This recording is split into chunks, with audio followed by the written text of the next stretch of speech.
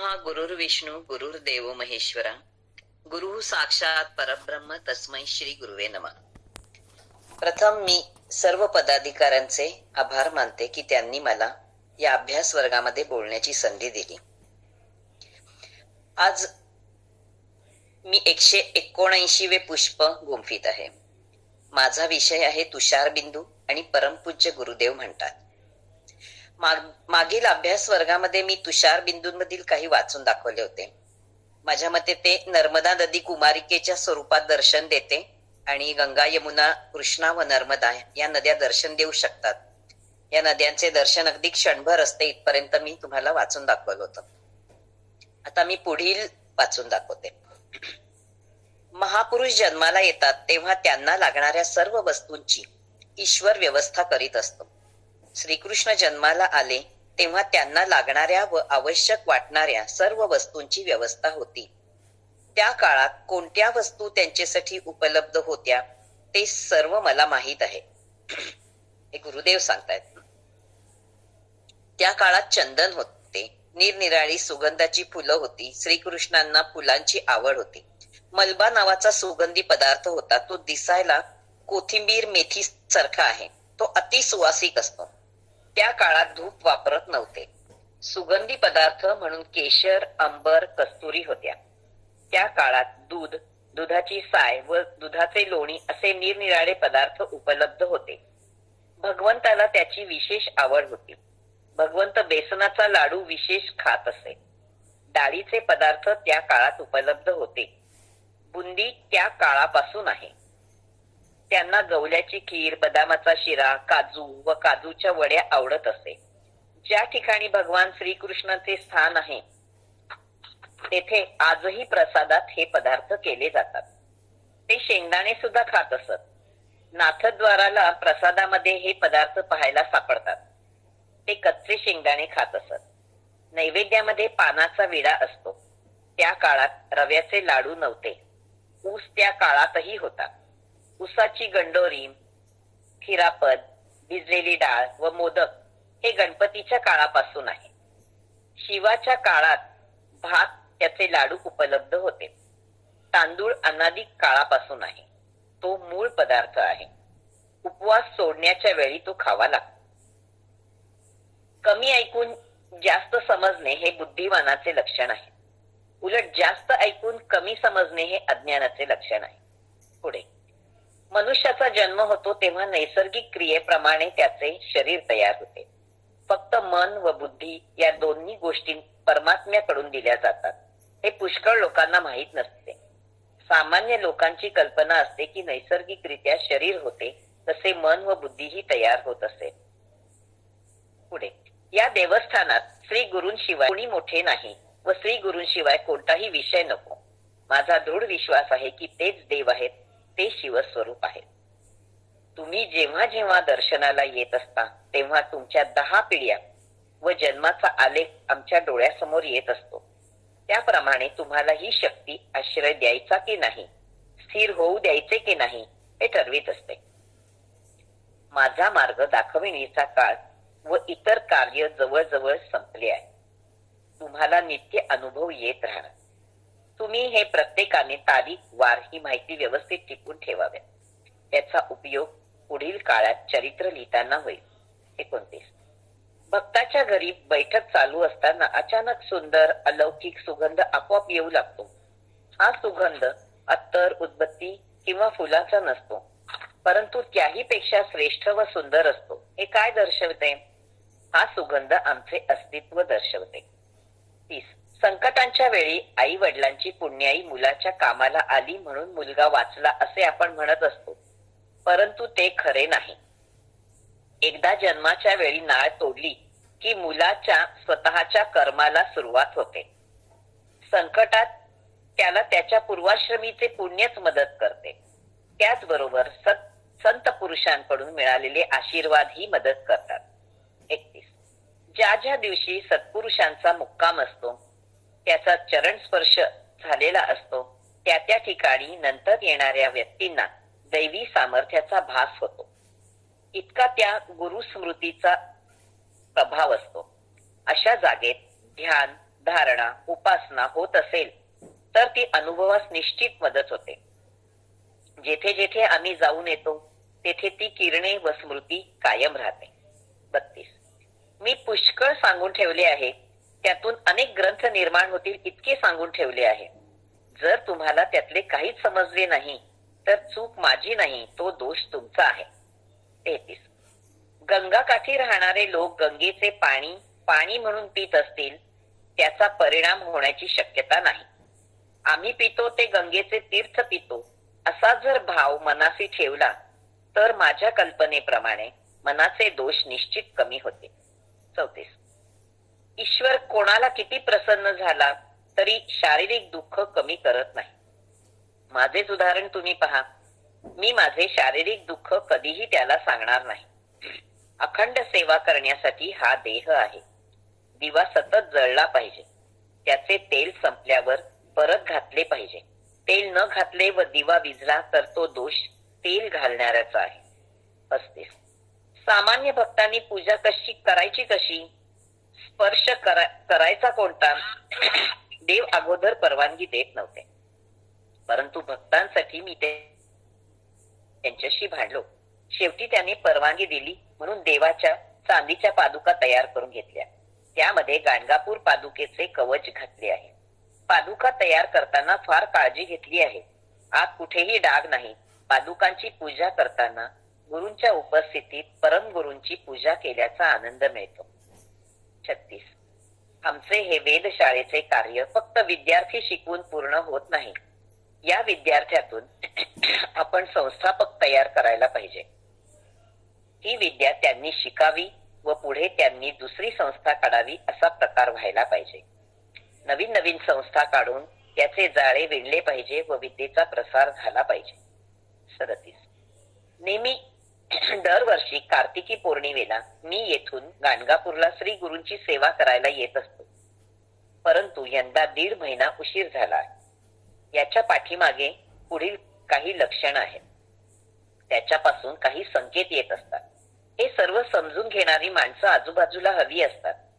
ही 48 वर्ष अखंड चालणारी सेवा अशी खंडित का होते? सर्व विचार केल्यावर तुमच्या लक्षात यायला पाहिजे. आता या देहाची पूर्णत्वाकडे वाटचाल सुरू झाली आहे. आता हातून कर्म न घडण्याची स्थिती आली आहे. त्यामुळे अशा अडचणी येत असतात व कर्मापासून दूर ठेवीत असतात. आता आनंद यात्रा हळूहळू बंद होतील असे वाटते. 38. आमच्या पश्चात कावळा शिवणे हा प्रकार नसतो. पुन्हा जन्म नसतो. अशा व्यक्ती समाधी रूपाने येत असतात. कधी प्रत्यक्ष दिसू शकतात. समाधीप्रमाणे स्वप्नात दर्शन होणे सारखेच असते. स्वप्नात दर्शन झाले की तर आशीर्वाद समजावा. ईश्वरी साक्षात्कार झाला की मरण पुन्हा येत नसते. ते पुन्हा आकारात येतात. 39. जेवढे शक्य असेल तेवढे नवीन नवीन अधिकाधिक प्रश्न विचारा. माहिती काढून घ्या व लगेच लिहून काढा. हे ज्ञान सर्वांपर्यंत पोहोचणे आवश्यक आहे. कोणाही भक्ताने हे ऐकलेले व साठवलेले ज्ञान स्वतःपुरतेच मर्यादित ठेवू नये. या ज्ञानाच्या प्रसाराची खरी गरज आहे. गुरुदेव सांगतात, या मार्गातील वैशिष्ट्य म्हणजे ज्या व्यक्तीबद्दल आम्हाला प्रेम वाटत असते त्या व्यक्तीचाच लोक द्वेष करीत असतात. सच्चिदानंद व कल्याण या दोन्ही शिष्यांच्या लिखाणामुळे मोठे आदर्शनीय लिखाण तयार झाले आहे. त्यांची लिहिण्याची पद्धत पाहून असे वाटते की ते विचार स्वतः त्या गुरूंनी स्वतः लिहिलेले आहे. शिष्य जेव्हा गुरु सेवेत गुरु सहवासात राहू लागतात तेव्हाच त्यांच्या लिखाणाचा असा परिणाम घडून येतो. 42. गुरुदेव सांगतात, अन्नपूर्णेचा आशीर्वाद असल्याने गरज पडली तर मी उत्सवाच्या वेळी लक्ष घालतो. पूर्वी एकदा वर्धापन दिवशी अशीच काही परिस्थिती निर्माण झाली होती. तेव्हा मला लक्ष घालावे लागले होते. हे शास्त्र तुमच्या कोणाच्याही लक्षात येणार नाही, परंतु अनादी कालापासून असे चालत आलेले आहे. उत्सवाच्या काळात प्रसाद भोजन सुरू होण्याआधी आमच्यासारख्या अधिकारी पुरुषांनी त्या अन्नावर केवळ नजर टाकली तर खूप काम होऊन जाते.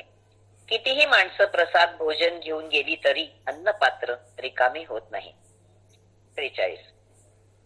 भिकू अण्णांनी सुमारे 40 वर्षापूर्वी श्रीराम राय महात्म्य लिहून तयार ठेवले होते. मला त्यांनी दाखविल्यानंतर मी ते प्रसारित करण्याची परवानगी दिली नाही, परंतु त्यांना शब्द देऊन ठेवला होता की हे तुमचे साहित्य माझ्या 60व्या वर्षी छापायला परवानगी देईल. तेव्हा त्यांनी मी तेव्हा असेन की नसेन असे विचारल्यानंतर तुम्ही त्या काळात नसणार हेही त्यांचे माझे बोलणे झाले होते. श्री गुरुदेव दत्त. परमपूज्य गुरुदेव म्हणतात, काळा राम म्हणजे स्वयंभू राम आहे. गोरा राम म्हणजे बनविलेला राम आहे. काळा राम रामदास स्वामींच्या स्वप्नात गेले व गोदावरी नदीत आलो मला काढा असे सांगितले.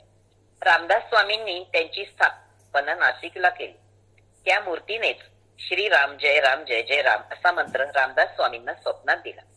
ईश्वरामध्ये फक्त शिवाचा कर्पूर वर्ण म्हणजे गोरा वर्ण आहे, बाकी सर्व काळे आहेत. 2. मूळ अवताराचे कलियुगात कुणालाच दर्शन नाही. शंख चक्र गदाधारी विष्णूंचे किंवा शिवाचे दर्शन कुणाला नाही.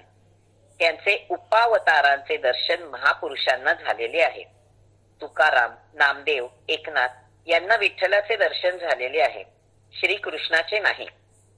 भारतीय युद्धानंतर श्रीकृष्णाने सुदर्शन चक्राचा त्याग केला. निशस्त्र देवता म्हणजे विठोबा स्वरूपात ते पंढरपूरला येऊन राहिले. कमरेवर हात ठेवून उभे आहेत. त्यांचे दर्शन महापुरुषांना होत आहे. आम्हाला सुद्धा त्यांचे दर्शन झाले आहे. आद्य गुरु शंकराचार्यांच्या मातोश्रींना भगवान विष्णूचे दर्शन झाले म्हणजे निव्वळ दर्शन झाले आहे. त्यांच्याशी काहीही बोलणे झाले नाही. आम्हाला सुद्धा त्या भगवान विष्णूंचे दर्शन झाले आहे. मी 7 वर्ष वयाचा होतो तेव्हा संधी प्रकाश होता. आकाशातून कोणीतरी माझ्याकडे न्याहाळत होते. माझी दृष्टी वर गेली तेव्हा पाहिले की एक अत्यंत तेजस्वी व्यक्ती माझ्याकडे पाहत आहे. अशा स्वरूपात मला भगवान विष्णूंचे दर्शन झाले, परंतु बोलणे काही झाले नाही. कलियुगात मूळ सगुण स्वरूपाचे दर्शन कुणालाही होणार नाही, फक्त त्याचे उपावताराचेच दर्शन होईल. 3. आता आम्हाला पुन्हा महाराष्ट्रात जन्म होणार नाही. मी जरी देह सोडला तरी ते माझे भक्त आहेत. त्यांना मी दिसेन, स्वप्नात दर्शन देईल. पुढच्या जन्मात तुमची गाठ पडण्याची शक्यता आहे. पुन्हा तुमची गाठ पडली की तुमच्या या जन्माचे नाव घेऊन आठवण करून देईल. एकदा शक्ती निर्माण झाली की पुन्हा नाश पावत नाही. तीच ती शक्ती निरनिराळे देह धारण करीत असते. ती शक्ती तेच कार्य करीत असते. या कलियुगात अवतार घेणे थांबले आहे. आता उपावतार होत आहेत. गुरु स्वरूपात उपावतार होत आहेत. जगाच्या कल्याणासाठी येतात. लोकांना धर्म समजावून सांगतात. वेद कार्य करतात. 10वा अवतार हा कल्की अवतार आहे. तो मनुष्य रूपाने आला नाही, तो पाषाण रूपाने आला आहे. बौद्ध व कल्की अवतार पाषाण रूपाने आले आहेत. पाषाणामध्ये चैतन्य निर्माण होत असते. पाषाणामध्ये चैतन्य निर्माण होण्यासाठी उपासनेची अत्यंत गरज असते. ज्या मूर्तीने मौन धारण केले आहे व वस्त्र आहे तो बौद्ध अवतार आहे. बौद्ध भारतीय युद्धानंतर भगवान श्रीकृष्ण शस्त्र टाकून देऊन विठ्ठल स्वरूपात पंढरपूरला येऊन राहिले. तो बौद्ध अवतार आहे. काही मूर्ती निर्वस्त्र आहे, तो कल्की अवतार आहे. कल्की म्हणजे मानवी अवतार नाही.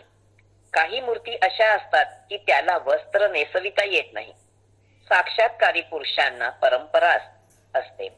ज्ञानी असतात, त्यांनाच हे माहीत असते व अवतारांचे रहस्य सांगू शकतात. ते ब्रह्मज्ञानी असतात व तेच अवतार ओळखू शकतात. 5. चंद्रमौलेश्वर ही देवता आद्य गुरु श्री शंकराचार्य यांनी फक्त शृंगेरी पीठाला दिलेली आहे. अन्य तिन्ही पीठांना दिलेली नाही. द्वारका, बद्रीनाथ व जगन्नाथपुरी येथील हे 3 पीठ आहेत. अन्य ठिकाणी जे पीठ आहेत ते शंकराचार्य यांनी स्थापन केलेली नाहीत. कांची कामकोटी पीठ हे शंकराचार्यांचे पीठ नाही. कांची कामकोटीचे आचार्य चंद्रशेखरेंद्र स्वामी साताऱ्यात होते. तेव्हा वाडीहून नगरला परत येत असताना मी त्यांच्या भेटीसाठी मुद्दाम साताऱ्याला थांबलो, परंतु त्यांची भेट झाली नाही. असे का झाले? येथे काहीतरी चुकत आहे असे मला वाटले. पुढे त्याचा खुलासा झाला.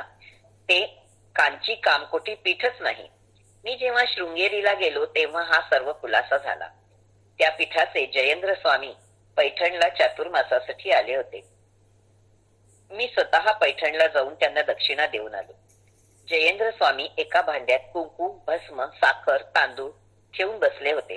एका वाड्याने पुडी बांधावी तशी त्यांनी त्या वस्तूची पुडी करून मला दिली. 6. श्री गुरूंच्या सर्व लीला लिहिल्या गेल्या नाहीत. त्या सर्वांचा श्री गुरुचरित्रात उल्लेख नाही. गुरुचरित्र हा सिद्ध ग्रंथ आहे. त्यात गिरनार पर्वताचा उल्लेख नाही. गिरनार पर्वतावर गुरु दत्तात्रय यांच्या पादुका आहेत. त्या पर्वतावर आमच्या परंपरेतील कोणी गुरु गेले नाहीत. अगदी अलीकडचे म्हणजे टेंबे स्वामी सारखे अधिकारी पुरुष सुद्धा तेथे गेले नाहीत. तरी सुद्धा आम्ही गिरनारचे महत्व अमान्य केले नाही. आमचे एक भक्त बाबा सप्तर्षी यांना एक स्वप्न पडले. त्या स्वप्नात त्यांना दिसले की गुरुदेवांचे मुख अक्राळ विक्राळ होत आहे, डोळे लाल होत आहेत व जमिनीत हळूहळू उतरत आहेत. भक्तगण तेथून बाहेर पडण्याचा प्रयत्न करीत आहेत, परंतु ते बाहेर पडू शकत नाहीत. तेथे पुन्हा ओढले जात आहेत. या स्वप्नाचा अर्थ काय आहे? याचा अर्थ आम्ही जाणार आहोत हे नक्की आहे याची सूचना आहे. त्यापूर्वी सुद्धा सांगितले आहे की काळ भराभर जात आहे, तुम्ही सावध राहा. तसेच फार खिन्न होऊ नका. हे महापुरुष पूर्णपणे जात नाहीत. ते नंतर सुद्धा असतात. स्वतःचा देह विसर्जित करतात.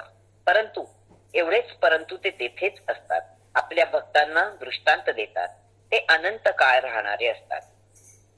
आमच्यात दैवी शक्तीचा भरपूर साठा आहे.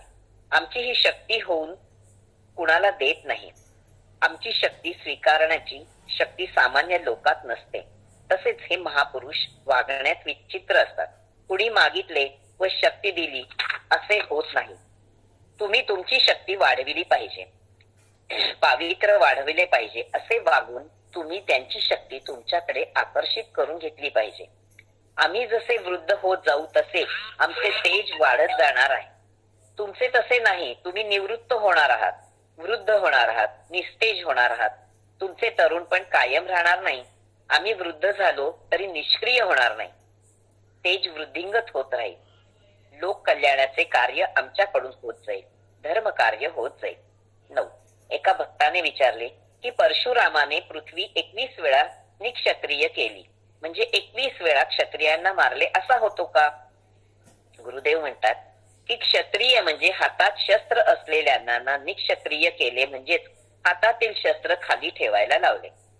भगवंत क्षत्रियांना मारून कसे टाकेल? भगवंतांनी मनुष्य वाचवण्याचे काम केले. परशुरामाने शस्त्र काढून घेऊन खाली ठेवायला लावले. मनुष्यांना जीव दान दिले. भगवंताने अवतारामध्ये केव्हा संहार केला? आधी शिष्टाई, सामोपचार आणि नंतर दंड हा न्याय त्यांनी दिला. 10. लक्ष्मीचा वास 5 ठिकाणी असतो. तो याप्रमाणे: भस्म, अग्नी, कमलपुष्प, हत्तीचा गंडस्थळ व गाया. गायीचा पृष्ठभाग पवित्र असतो.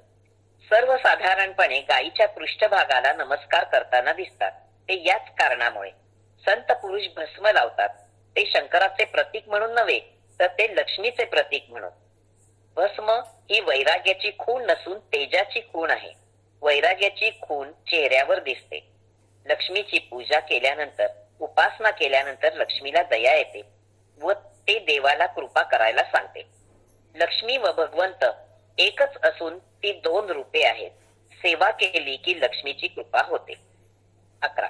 मी द्वारकेत गेलो होतो तेव्हा अर्धा तास समुद्र किनाऱ्यावर बसलो होतो. समुद्रांच्या लाटांचे निरीक्षण करीत होतो. त्या लाटा वाळू, माती आत समुद्र किनाऱ्या जवळ आणत होत्या. त्या प्रक्रियेने तेथे खडक तयार झाला होता.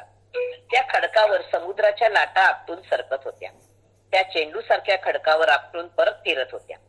समुद्रच तो खडक तयार करतो व त्या खडकापासून द्वारिकेचे रक्षण झाले. याच कारणामुळे भगवंताने ही द्वारिका नगरी येथे निर्माण केली आहे. रामेश्वरला सुद्धा खडक आहेत. कितीही लाटा आल्या तरी पाणी किनाऱ्याच्या आत शिरत नाही. वर्तमानपत्रात बातमी आली होती की केरळ प्रदेशामध्ये काही ठिकाणी समुद्र जमीन गिळंकृत करून राहिला आहे. किनाऱ्यावरची घरे समुद्रात बुडाली आहेत. काही ठिकाणी समुद्राचे पाणी आत येऊ नये म्हणून संरक्षक भिंती बांधतात, परंतु तसा उपयोग होत नाही. समुद्राच्या लाटांपुढे तिचा टिकाव लागणार नाही. निर्माण झालेले खडक नाश पावत नाहीत. मला निरीक्षण करण्याची सवय आहे. मी माझ्या निरीक्षणाचे निष्कर्ष तुम्हाला सांगत आहे. 12. गीतेमध्ये भगवंताने सांगितले आहे की तू निष्काम कर्म कर, म्हणजेच फलाची अपेक्षा न करता कार्य करीत जा. जे सर्वसामान्य लोक आहेत त्यांना या वाक्याचा बोध होत नाही. जर उद्दिष्ट नसेल, काय प्राप्त करून घ्यायचे निश्चित नसेल, तर मनुष्य कार्य करण्यास उद्युक्त कसा होईल? व्यवहारामध्ये आपण पाहतो की मनुष्य ध्येय निश्चित करून त्याप्रमाणे वागत असतो. तर गीतेमध्ये जो उपदेश दिला आहे तो कसा आचरणात आणावा या संबंधी एका भक्ताने मला प्रश्न केला की फळाची अपेक्षा न करता कसे कार्य करावे. हा उपदेश जे परमपदाला पोहोचले आहेत त्यांच्यासाठी आहे. त्यांना हा नियम लागू आहे. हा उपदेश सर्वसामान्यांसाठी नाही. तो नियम आमच्यासारख्या महापुरुषांसाठी आहे.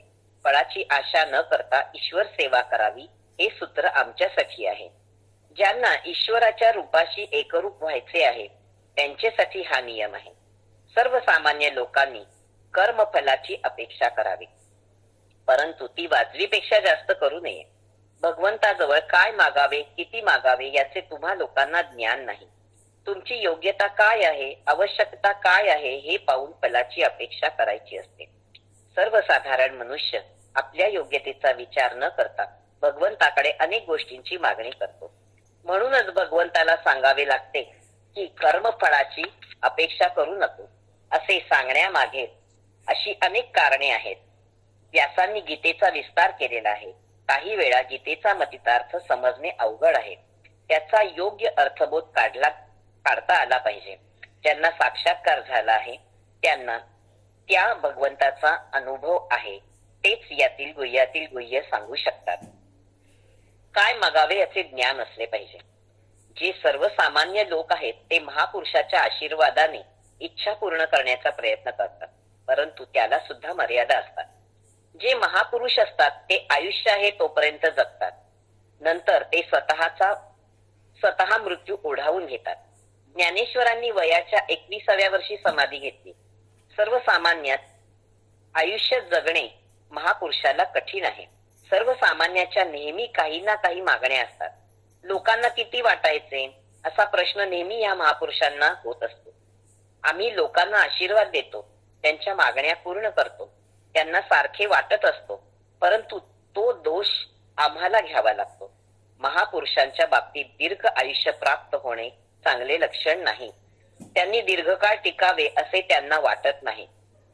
समाजाचे नेहमी मागणे असते. आपली लायकी काय, पात्रता काय याचा सर्वसामान्य विचार करीत नाही. आम्ही आमच्या भक्तांना अनुभव देतो, इच्छा पूर्ण करतो. आम्ही पाहिले की त्यांना अनुभव देतो, इच्छा पूर्ण होतात, ते जास्त अपेक्षा करतात. आमचे एक भक्त आहे, त्यांना मी अनुभव दिले होते. त्यांचे पत्र आले, त्यांनी एक मांजर पाळले आहे. तिचे नाव बंटी आहे. ते आजारी आहे, ते जगेल असा आशीर्वाद द्या असे त्यांनी लिहिले होते. गुरुदेव म्हणतात त्यांच्या इच्छा यापूर्वी मी पूर्ण केल्या होत्या, म्हणून त्यांनी ही इच्छा पूर्ण करावी अशी इच्छा व्यक्त केली. म्हणून तो या विचाराप्रत आला. एखाद्या वेळेस बायको आजारी आहे त्याबद्दल लिहिले असते तर मी समजू शकलो असतो, परंतु मांजर ही काय बाब आहे. तेव्हा माझ्या लक्षात आले की परमेश्वर भक्तांच्या कोणत्या इच्छा पूर्ण कराव्यात व कोणत्या पूर्ण करू नयेत याबद्दल तो निर्णय घेत असतो. मी त्या भक्तांचे पत्र फाडून टाकले. लोकांना वाटायचे की गुरुदेव मांजराचा आजार बरा करतात. तुम्ही एखाद्या वेळेस धनवान होण्याची इच्छा व्यक्त केली तर तो पूर्ण करेल, परंतु उद्या तुम्ही म्हणाल की कुत्र्याला बोलते करा, तर तशी इच्छा परमेश्वर पूर्ण करणार नाही. सर्वसामान्य लोक मूर्तीकडे विशेष मागत, कारण मूर्ती बोलत नाही. ते संत पुरुषांकडे हट्टाने मागत असतात, कारण त्यांच्याशी बोलता येते. म्हणूनच संत पुरुष आपल्या अवताराची लवकर समाप्ती करतात. परशुरामाने सर्व देऊन टाकले आणि नंतर समुद्रात जाऊन बसले. महापुरुषांच्या दर्शनाने सर्व मिळते, परंतु लोकांना ते समजत नाही. ते आपल्या क्षमतेच्या बाहेर मागत असतात. पुण्याहून एक 22-24 वर्षाचा मुलगा आला होता. त्याचे लग्न झाले होते. त्याला पहिले संतान मुलगा पाहिजे असेच सांगितले. अशी इच्छा व्यक्त करू नये हे चांगले नाही. आमच्या दर्शनात सर्व प्राप्त होते, त्यासाठी दृढ भाव व श्रद्धा पाहिजे. ज्यांना ज्यांना आपल्या कुवतीप्रमाणे प्राप्त होत असते, ज्यांना त्यांना आपल्या कुवतीप्रमाणे प्राप्त होत असते, केवळ आमच्या दर्शनाने मिळत असते. काहीही मागावे लागत नाही. मुलगाच झाला पाहिजे असा हट्ट करता येत नाही. मुलगी सुद्धा होणे गरजेचे आहे. आपण इच्छेला आवर घालू शकत नाही हे चांगले नाही. मानवाला आयुष्य वाढवून घेण्याचा अधिकार नाही, तसेच आयुष्य कमी करण्याचा अधिकार नाही. ज्यांनी उच्च अवस्था प्राप्त केली आहे, चांगला अभ्यास केला आहे, त्यांना सुद्धा आयुष्य वाढवून घेता येत नाही. जे आयुष्य प्राप्त झाले आहे त्याचा सदुपयोग करा. गुरु सेवा करावी, धर्माचे पालन करावे, आपल्या कुवतीच्या बाहेर अपेक्षा करू नये. श्री गुरुदेव दत्त. वेळ होत आलाय का काकू? 5 मिनिटं आहेत अजून आपल्याकडे. 5 मिनिटं आहेत ना? हा मग ठीक आहे. मग गायन सेवा करून थांबू का? हरकत नाही. तो म्हणजे अजून थोडस दाखवलं तर वेळ होईल का? एखादं पान वाचलं तरी हरकत. पुनर्जन्म थोडस वाचू का? हो हो, चालेल चालेल, ठीक आहे. हो हो. जीवात्म्याला पुनर्जन्म. जीवात्म्याला मनुष्य देह प्राप्त होतो त्या अगोदर त्याने पशु पक्षी या योनीतील प्रवास केलेला असतो. त्याचे पशु पक्षीचे जन्म झालेले असतात. पशु पक्षी योनीत देह वासना असते, परंतु दुष्ट बुद्धी नसते. मनुष्यात जन्मापासूनच दुष्ट बुद्धी असते, पापबुद्धी असते. वासनेतून पापबुद्धी निर्माण होत असते, म्हणूनच त्याला पुढचे जन्म घ्यावे लागतात. जर त्याला पापबुद्धीची वासना नसेल तर त्याला पुढचा जन्म नाही. मग तो जन्म मृत्यूच्या फेऱ्यातून मुक्त होतो. मनुष्य हा पशु पक्ष्यांपेक्षा श्रेष्ठ आहे, परंतु त्याला पापबुद्धी असल्यामुळे पुन्हा पुन्हा जन्म घ्यावा लागतो. ज्ञानेश्वर तुकारामांसारखे संत पुरुष मोक्षाला गेले, जन्म मृत्यू फेऱ्यातून वाचले, त्यांना पुनर्जन्म घ्यावा लागला नाही. परंतु सर्वच लोक मुक्त होऊ शकत नाहीत, कारण लोक आपण फार पुण्यशाली आहोत असा आवडतात, परंतु त्यांच्यात पापबुद्धी असते, त्यांची वृत्ती ही नसते. मनुष्य जन्म असा आहे की त्याला ईश्वराचा आधार आहे. तो सत्कर्म करून पुनर्जन्म थांबवू शकतो. त्याने चांगले कर्म केले, पुण्य कर्म केले तर त्याला त्याचे फल चांगले प्राप्त होत असते.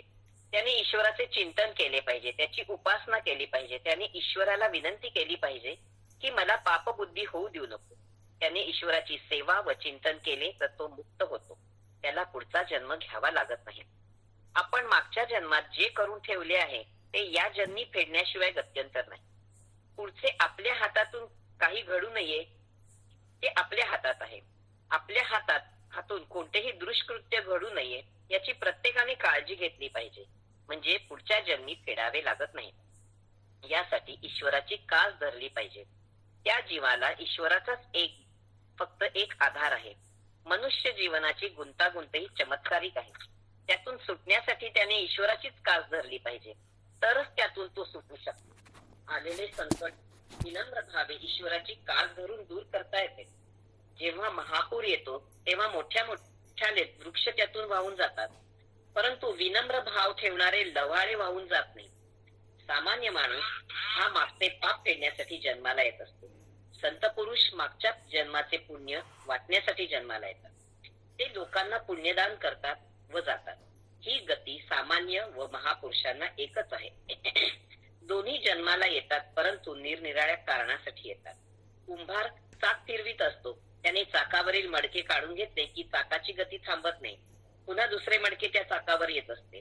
मनुष्य काही कारणासाठी जन्माला येतो व जातो. काही शिल्लक असलेले फेडण्यासाठी पुन्हा जन्माला येतो, असे चक्र सारखे चालू असते. काही जीवांना कर्म करण्याचा अधिकार असतो, ते कर्म करतात व कार्यभाग संपला की जातात. परंतु असेही काही जीव आहेत की ते काही तासातच खलास होतात. हे सारखे चालणारे विश्वचक्र लक्षात घ्या. आपण मनुष्य देह धारण केला आहे, आपण ईश्वराची सेवा करावी, त्यासाठी त्याने हा देह दिला आहे. तेव्हा आपला वेळ त्याच्या कारणासाठी वापरला पाहिजे. काही जीव असे आहेत की त्यांना फक्त जन्म घेण्याचा अधिकार आहे, त्यांना कर्माचा अधिकार नाही. काही जीव असे आहेत की ते फक्त मिनिटासाठी, काही तासांसाठी जन्म घेतात व मरतात. एक गृहस्थ देशमुख गल्लीत राहणारे माझ्या दर्शनासाठी आले होते. ते फार थकलेले दिसत होते. ते गृहस्थ अखंडपणे शिव पार्वतीचे नाव घेत होते. ते गृहस्थ मला म्हणाले की मी अखंडपणे शिव पार्वतीचे नाव घेतो, तेव्हा मला त्यांचे दर्शन केव्हा होणार? मी त्यांना स्पष्ट सांगितले की तुम्हाला त्यांचे दर्शन होणार नाही. तुमच्या देवाविषयी आतुरता उत्पन्न झाली आहे आतुरता म्हणजे पूर्णत्व नाही. आंब्याचे जे झाड लावतो त्याला लगेच फळ येत नाही, त्याचे वय व्हावे लागते, फळ धरण्याची क्षमता यावी लागते. तुम्ही अखंड नाव घेता, तुमच्यात आतुरता निर्माण झाली आहे. आतुरता ही पहिली पायरी आहे, ते पूर्णत्व नाही. ते गृहस्थ जरा वयस्कर होते. मी त्यांना सांगितले की तुम्ही मला वडिलांसारखे आहात, परंतु मी तुम्हाला जे सांगतो ते स्पष्टपणे सांगतो, त्यामुळे माणसाला मार्गदर्शन होत असते. त्यांनी मला विचारले की मी जे आतापर्यंत अखंडपणे नाव घेत आहे ते वाया गेले का? मी त्यांना सांगितले की तुम्ही आजपर्यंत नाव घेतले ते वाया गेले नाही, तुमच्यात त्याने आतुरता उत्पन्न झाली आहे. तुमच्या कल्पनेप्रमाणे परमार्थात फारच प्रगती झाली आहे असे नाही.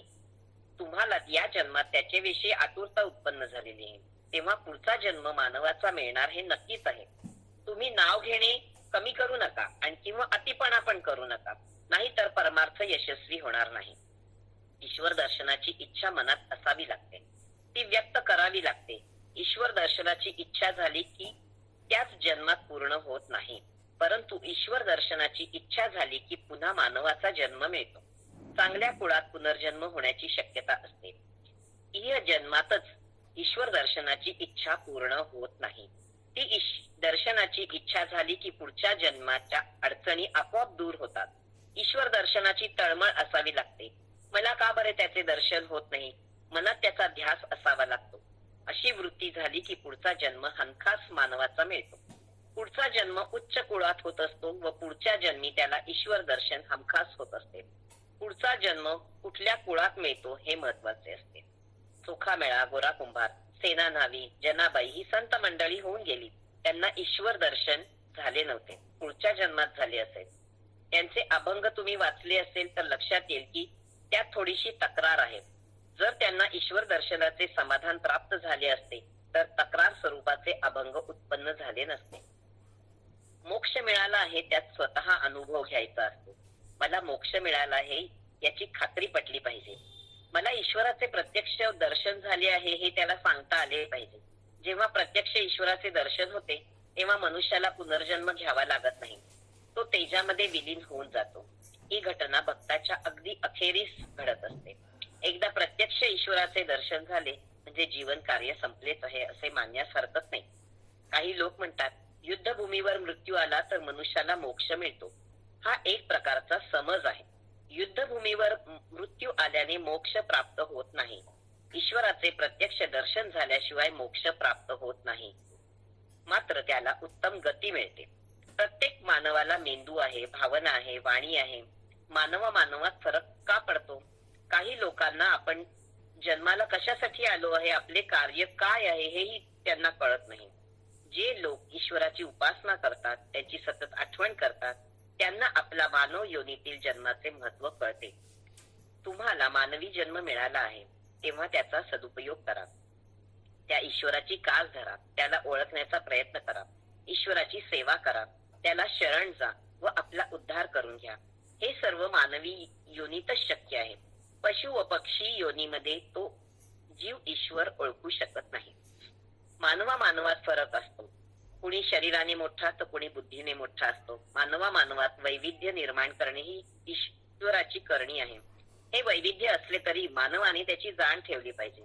ईश्वराने मनुष्याला मन आणि बुद्धी दिलेली आहे, तेव्हा त्याने ईश्वराची कास धरावी हे त्याचे प्रथम कर्तव्य आहे. मनुष्याला शिकवणे हे आमचे कार्य आहे. आम्ही लोकांना धर्म समजून सांगतो त्याप्रमाणे वागा असे सांगतो. तुम्ही चार माणसांसारखे वागले पाहिजे, एकमेकांना उपयोगी पडले पाहिजे, तरच प्रगती होते. बुद्धी अशी चीज आहे की त्याला कायम कलंक लागण्याची शक्यता असते. कशानेही कलंक लागू शकतो.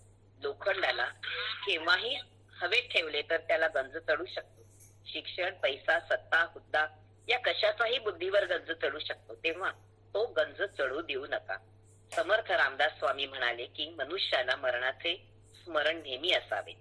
जीवाच्या उत्पत्तीचा नाश होत नाही, दुसरा जन्माला आला की पहिला नाश पावतो. हे सर्व आश्चर्यकारकच आहे. म्हणूनच मानवाची प्रचंड संख्या पृथ्वीवर झाली आहे. मनुष्य दुःखामुळे अगतिक होतो आणि त्याला विसरतो. सुख दुःख हे नेहमीच आहे, ते आयुष्यात कमी जास्त प्रमाणात येत राहणार. त्या सुख दुःखांकडे जाऊन जास्त लक्ष देऊ नका. देवाने हा मनुष्य देह दिला आहे, तो सार्थकी कसा लागेल ते पहा. आपले आयुष्य सार्थकी लागले पाहिजे. मनात त्याची आठवण ठेवा, त्याची उपासना करा. ईश्वर तुम्हाला कधीही काही कमी पडू देणार नाही. त्याचेवर आपली निष्ठा ठेवा. थांबू का? काय 5-1 मिनिटं? गायन सेवा करणार असाल तुम्ही तर मग आता करा, कारण वेळ पण आपली हा. होत आली आता. हा ठीक आहे. हे तसं हे झालेलं आहे. बरं ठीक आहे, बरं गायन सेवा. चालेल थोडंसंच राहिलं होतं, अगदी हार्डली 1 पेज. हा, बरं. हो हो. वाचू का? किती वेळ लागेल करू? आपल्याला वाचायला? अं, चालेल, एक पान असेल तर मग 5-7 मिनिटं तरी लागतील माझ्या मते. हो, हो, हा, एक चालेल. विषय संपेल मग पूर्ण असा. हा? होईल. बरोबर आहे, चालेल. हा, एक पूर्ण होऊन जाईल असं. आपणास हो, केव्हा ना केव्हा जावे लागेल ही भावना बाळगावी, तेव्हा मनुष्यात सत्कृत्य करण्याची इच्छा होते. तो दुष्कृत्यापासून दूर राहतो. तेव्हा या मनुष्य जन्मात त्याचे स्मरण करा, नाम जप करा, त्याची आठवण ठेवा. हे सर्व मनुष्य जन्मातच शक्य आहे. पशु पक्षी जन्मात कशाचीही आठवण येणार नाही. हे सर्व मग पशूंना स्मरणशक्ती फारच कमी असते. त्यांना तात्पुरते आठवते, त्यांना विस्मरण लगेच होते. काही पशूंना हाक मारलेली कळत नाही, समोर गेला तरच कळते. काही पशूंना कर्मशक्ती अगदी कमी असते, ते हाकेला ओ देऊ शकत नाही. ईश्वराने अखिल ब्रह्मांडात कसे कसे जीव निर्माण केले आहेत त्याबद्दल काही सांगता येत नाही. मानवाला शक्ती जरी कमी असली तरी तो इतर साधनांचा उपयोग करून आपली शक्ती वाढवू शकतो. तो यंत्राद्वारे वाटेल तसे कार्य करू शकतो. तो पशूंना शक्य नाही. ते पशूंना शक्य नाही कारण त्यांना मन आणि बुद्धी दिली नाही. पक्ष्यांचा उपयोग शोभेसाठी होऊ शकतो. पशूंकडून काम करून घ्यावे लागते. पशुला बाजारात जाऊन भाजी घेता येणार नाही. त्याच्याकडून काम करून घ्यायला मनुष्य बैलाकडून शेतीची कामे, गाडी ओढण्याचे काम करून घ्यावे लागते. ती जनावरे चरायला गेली की त्यासाठी गुराखी लागतो, कारण ते आपला मार्ग व घर लगेच विसरतात. म्हणूनच सर्व जीवात मानव श्रेष्ठ आहे. त्याला स्वतः निर्णय घेता येतात, त्याच्यात बुद्धीची क्षमता आहे, त्यांना पाण्याची खोली कळते, त्याचा प्रवाह कसा आहे हे कळते. म्हणून ते पाण्यात बुडून पुन्हा काठावर येऊ शकतात. मनुष्य जन्माला आला की त्याच्यात निरनिराळ्या योनीचे स्वभाव आलेले दिसतात.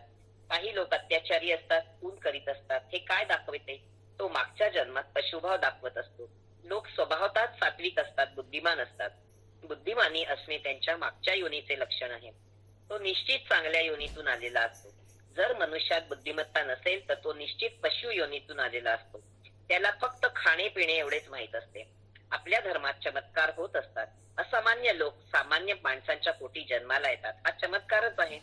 वास्तविक असामान्याच्या पोटी असामान्य जन्माला यायला पाहिजे, परंतु तसे होत नाही. ते अगदी सामान्याच्या पोटी जन्माला येतात. अशा कुटुंबात दुपारची भ्रांत असते. असामान्याने अशा कुटुंबात जन्म घेणे हा चमत्कारच आहे. आपल्या धर्मात असे चमत्कार होत असतात. महापुरुष दीपास दीप लावावे असे जन्माला येत आहेत. म्हणूनच आपल्या धर्मात लोक देव मानत आहेत. देव देव करण्याची वृत्ती यातून जन्माला आलेली आहे. असे जर चमत्कार घडले नसते तर आपल्या लोकांनी काही केले नसते. पूर्वी अनेक संत पुरुष व महात्मे होऊन गेले, परंतु कोणीही पुनर्जन्माचा गर्भितार्थाची उकल करून दाखवली नाही. पुनर्जन्म केव्हा म्हणावे? मनुष्य जन्म सत्पात्र असेल व त्याला मनुष्याचा जन्म मिळणार असेल तरच त्याला पुनर्जन्म म्हणावे. जर पात्रता नसेल तर त्याला मनुष्याचा जन्म मिळत नाही. ही पात्रता फार थोड्या लोकांना प्राप्त होते, ती सर्वांना प्राप्त होत नाही. आजची परिस्थिती अशी आहे की मनुष्य प्रयत्न करीत नाही तर त्याला पुन्हा मनुष्य म्हणून जन्माची शक्यताही नाही. इतर योनीतून प्रवास हा गतीगतीनेच करावा लागतो. तो लवकर संपविता येत नाही. प्रत्येक जन्माची काही ना काही स्मृती मनात राहते. प्रत्येक जन्माचे संस्कार मनावर झालेले असतात व हे सर्व जन्माच्या एका कोपऱ्यात निवांत दडले असतात. प्रत्येक जन्माचे दोष धुवून काढावे लागतात व हे फक्त मनुष्य जन्मातच शक्य आहे. प्रत्येक जीवाला प्रत्येक फेऱ्याच्या शेवटी मनुष्य जन्म एकदाच मिळतो. पूर्व प्राक्तन चांगले असेल तर मनुष्य देह पुन्हा एकदा मिळतो. या जन्मात काही चांगले कामे केली व जन्म मरणाच्या फेऱ्यातून सुटण्याचा प्रयत्न केला, काही पुण्य प्राप्त केले असेल तर पुन्हा पुढचे जन्मी राहिलेले दोष फेडण्यासाठी मनुष्य जन्माची अजून एक संधी दिली जाते. असा नियम आहे. नाहीतर 84 लक्ष योनीतून प्रवास करावा लागतो. शेवटी या फेऱ्यातून मुक्त होण्यासाठी मनुष्य जन्म प्राप्त होत असतो. मनुष्य जन्म हा दुर्लभ आहे. ही संधी कोणी दडवू नये. श्री गुरुदेव दत्त. मी आता इथेच थांबते मग.